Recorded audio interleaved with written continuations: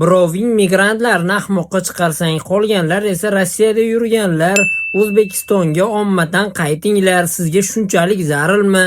Taqdiringizni O'zbekistonda ham qursa bo'laveradi deb xom g'oyalaringni tiqishtiryapsizlar, to'g'risini olganda. Kechagi fashistik munosabatdan keyin ko'p blogerlarimiz hayp yo'lida Rossiyada yurgan migrantlarimizni ommadan ortga qaytishga chorlayapti. Ularning fikricha, barcha birdaniga Rossiyadan qaytsa ham hech narsa bo'lmaydi.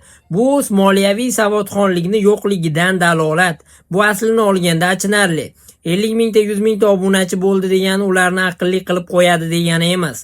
Bugungi kunda Rossiya Federatsiyasida 4 million 200 mingta rasmiy manbalarda mehnat muhojirlari bor. Ular mazza qilganidan u yerda yurgani yo'q. Agar hamma birdaniga qaytsa, bizning mamlakatimizning iqtisodiyoti hozir uni ko'tarish darajasida emasligini tushunishimiz kerak. Biz u qadar boy mamlakat emasmiz.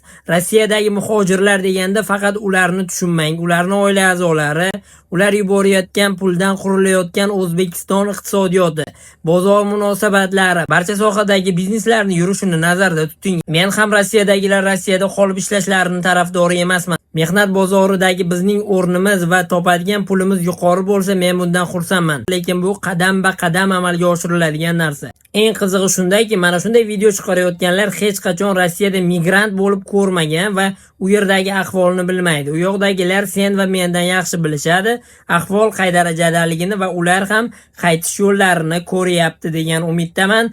Yaxshiroq mamlakatlarga qarab go. Ingliz tili bunda katta rol o'ynaydi. Hammaga omad.